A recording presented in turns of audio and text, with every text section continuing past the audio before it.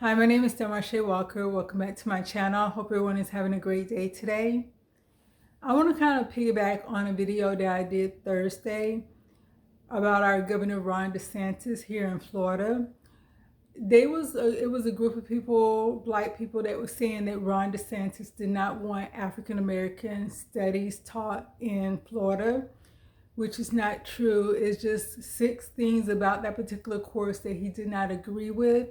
And that he did not want taught in Florida. So as long as they was willing to take those 6 things out, he was okay with having that AP class taught to high school students in Florida. So it's one thing that was on there that I want to kind of focus on today. And I'm going to read what it was saying. It's Movement for Black Lives is an organization with stated objectives that include eliminating prisons and jails, ending pretrial detentions, and concluding the war on Black, trans, queer, gender, non-conforming, and intersex people. And like I said, to me, that has nothing to do with Black people or Black or African studies as a whole. Is focusing on certain groups that are not, that can be anyone, any color, any gender, anything like that. So to me, that's not focusing on what the course is about as far as teaching Black history. One is 2 things that I have, well, it's one thing that I have a problem with, and that is eliminating jails and prisons. So I personally myself do not want to live in a state, in a country, in a society where there's no law and order. Just like when we was on lockdown and you would see these people on TVs running into these stores, clothing stores, to get expensive handbags, and they was just running in, taking what they want and running out.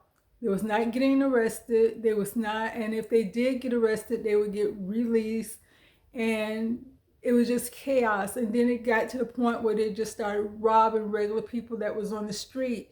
They didn't care if you was a woman. They didn't care if you had a child with you or anything. That is complete, utter chaos. And like I said, personally, me, I would not want to live like that. So if we eliminate jails and prisons, and a person commit a crime, what are we doing with them? Are they just going to be able to commit a crime and then just continue their life as if nothing happened? And the other part of that is, I stated in another video how I do not agree with the Black Lives Matter movement. And this is kind of speaking to some of the things that I don't agree with that movement, and why I did not want to be a part of that movement. Initially, when the situation happened with George Floyd, I would do the hashtag because that was the only thing that was out. Excuse me.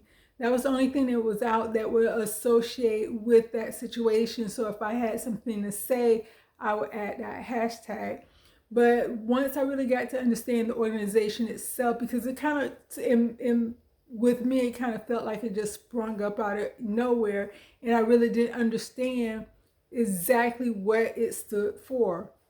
And then once I got a better understanding, kind of seeing the things that they was doing that I personally did not agree with, I did not want to be associated with them for that reason.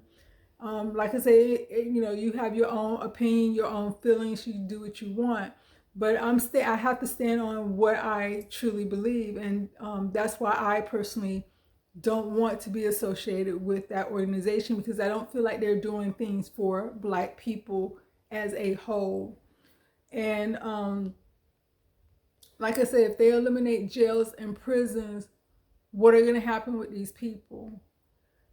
I feel that yes, the prison system do need to have an upgrade. It should be a system where when people go in, they're getting the help they need, they're getting education, not just a warehouse to house people, or not just a place where they're going to be giving out free labor, but a place where if they're going in, whatever type of help they need, so when they do get released after they serve their time and they do get released, they can integrate back into society. They might need a skill, they might need education, they might need mental help, but whatever they need while they're in there, I feel that it should just be given to them. It's one thing to punish a person for something they did, but I also feel like you should punish them, educate them, and send them out better than they actually came in, because you don't want them to come back. So I feel that it should be a jail reform and a better situation, and certain laws should be changed depending on what it is. It's a case by case study, case by state, case by case basis. It can't be everything lumped in together. But if there's no prisons, if there's no jail, where are these people going? There's no law and order.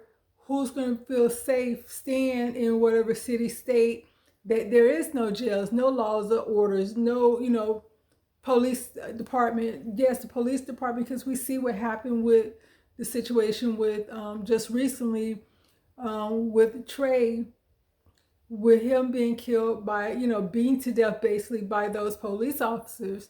So yes, there do need to be police reform. They really need to train these police officers to do their job as far as protect and serve. Everyone you stop, everyone you pull over is not a criminal. Even if they might be a little hyper, they might talk back to you. You have to be able to stay calm in a situation that may not be calm, because I understand people can get frustrated or whatever, but at sometimes you have to, your mentality have to be better than the person that you're stopping, because at this point, this is your job. You cannot take your frustration out on a person that you're stopping, a person that you're talking to, or whoever, or whatever the case may be. And if you feel that you're getting to that point where you're acting more like a criminal than a criminal, then you need to be able, in the right mindset, to say, I need to maybe go see someone, talk to someone, or, take some time off, without that, without being penalized for it, without being looking down upon, or whatever the case may be. But that help should also be available to the police officer, because that is a high frustrating, you're constantly putting your life in danger every day, because you really don't know who you're stopping or who you're walking up to when you do. But at the same time, it's like you have to have a certain level of mind width to be able to keep yourself calm in a situation where it's not calm. So that's the type of stuff they need to teach these police officers, not just shoot and kill, how to remain calm in a hostile situation, because you really need to have your head on straight.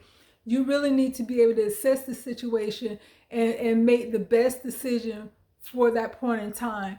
It should never be a point where you're just out of control, and even if you did have people around you trying to stop you, they putting more energy and more effort in controlling you, one police officer or two police officers, instead of worrying about the criminal or the situation that may be going on at hand. So yes, they do need some type of better training when it comes to police officer. It should not be a quick training. It should be, not only training in psychology, but also training, to be out in the field, to be able to control, to be able to do this, that, and the other.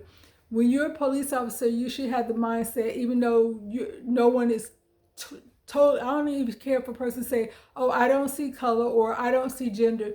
No one is like that for real. People see different colors, different nationalities. People see different genders. But at the same time, you need to be able to put that to the side and just do your job if you're choosing to be a police officer. So I want to also just get that out there. And the third thing that I wanted to focus on is as far as Black people in general, or Black people in whole, or just anybody really. when you're taking a side, like I said, I was getting information initially saying, oh, Ron DeSantis do not want African American history taught in Florida, and that's all they were saying. Ron DeSantis said, I have no problem with it being taught, but these are the things that I don't like. And so I feel I was taught that when you're in a situation where your opinion is different from someone else's opinion, and you should be able to explain how you came to your decision. So a lot of people, if you notice in today's society, a lot of people will just say, I'm for this, I'm for this, I'm for this, or I'm against that, I'm against that, I'm against that. And then when you ask them, they cannot explain why they are for that or why they are against that. They just give the argument of, I'm right, you wrong, and that's it. You should always, regardless if you're right or wrong, or you feel that your opinion is the only opinion that matters, you should be able to explain yourself. And then that will allow a person to really listen to what you're saying, to say, oh, okay, I understand. You might not necessarily agree, but at least you could say, oh, I understand. Oh, I see how you came to that conclusion.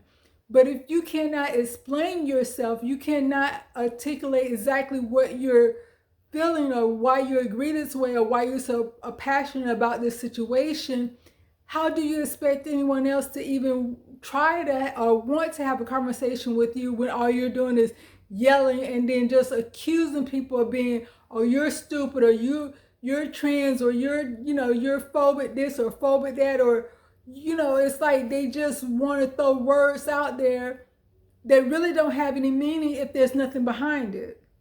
If you can explain your side or your situation, you really don't even know what you're fighting for. Because even I'm the type of person that if I say this is what I feel, or this is my understanding, or this is what I believe, I can explain. I might be wrong, but at least you're going to get an explanation out of me as far as why I'm feeling this way. And just to kind of give you an example, this is going to be kind of like a silly example, but just say, for instance, like everyone knows 1 + 1 is 2. That's just basic. You learn that in school. It's simple as that. If I come up to you and say 1 + 1, what's 1 + 1? Your answer should be 2. If you give me a different answer and I'm looking at you like, wait a minute, how is, just say I ask you what's 1 + 1, you say 3. And I'm like, no, that's not correct. And you're like, yes, it is. I'm like, no, it's not. Okay, explain to me how you get to that answer. You should be able to tell me how 1 + 1 is equal to 3. If you just say, well, I'm right, you wrong, that's not telling me how you can't. If I'm wrong, explain to me. You should be able to explain to me why I'm wrong, because my understanding is 1 + 1 is 2. So explain to me why 1 + 1 is now 3. So if your answer, like I say, is wrong, but if your answer is, okay, how I get to 3 is like this. You said 1, then you said the plus, and then you said 1. That's 3 things. So that's how 1 + 1 equals 3, because you said 1 plus and 1. Those are 3 things you're talking about. Now I can say, oh, okay, I understand how you got to that answer. But what I'm talking about, or the question I'm asking, if you have a number 1 or one object and someone else give you another object, how many objects do you have in your hand, which would be 2? Then maybe you could say, well, okay, yeah, now I see your point. But if there's no communication going on, if you can't explain your answer or how you got to your answer, how can you really go out there and have anything to stand on? It should be simple. This is the way you feel. This is what you believe. You should be able to explain yourself. And it's a lot of people running around just cannot explain. Like they're saying there's no such thing as a woman don't exist anymore. Or if you ask them, well, what is, well, if a woman, how we know a woman is no longer a woman, explain to me why not, and why your definition of a woman is right. They can't do that. They just keep talking in circles. And so it's like, we need to get back to basics. And even though I hated math in school, that's why I kind of like use that example. I hated math in school because I wasn't great at math. But sometimes we would have math teachers that will sit there and tell you, even if you got the answer right, they would sit there and tell you, they would sit there and say, okay, show your work when you're doing a test or you're doing whatever. Show your work, because I want to be able to see how you came to your answer, so I can know that you didn't have a calculator, you didn't use the calculator, you didn't ask your friend, okay, what's the answer? No, you have to if it's division, if it's fractions or whatever that's going to be long or whatever, you had to show your work, because they want to see how you're processing what they're teaching you, how you're processing the information that's been given to you, or how you're coming to the conclusion that you're coming to. You had to show your work. You had to be able to explain your theory or whatever it was that you're coming to, whether it was in the math class, in science, or whatever. If they came to you and say, okay, tell me, and it wasn't that they're coming to you like you're wrong. It's like, okay, I want to see if you're thinking. But like right now in schools that we have now, they want to just get you to follow. And you can see how people are just following the crowd. Wherever the wind blows, they're in that wind. They don't have any foundation to stand on.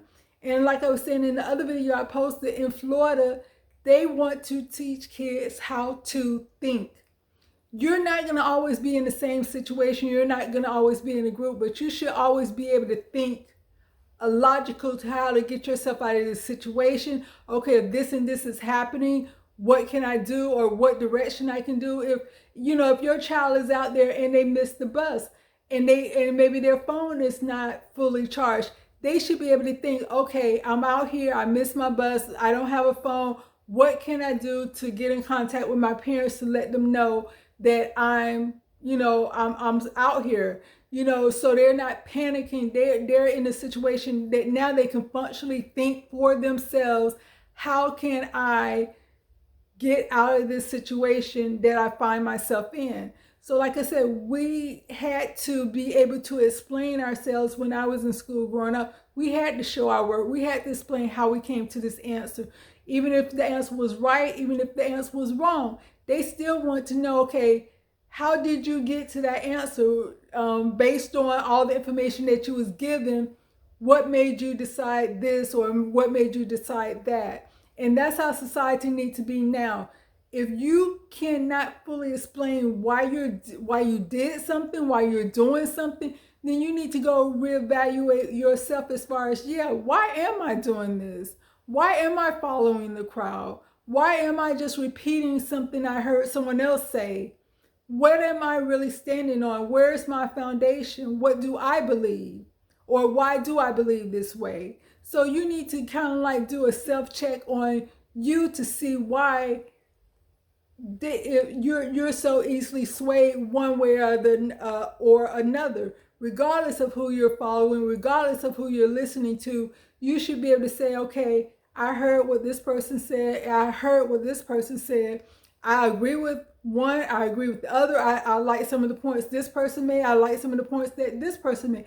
You should be able to come up with the logical reason of why you're saying what you're saying, why you're doing what you're doing, and be able to explain that to someone else so they can understand or see, hey, okay, I might not agree with you, but I do understand the point that you're making, or I do understand why you feel this way, or I do understand why you did what you did.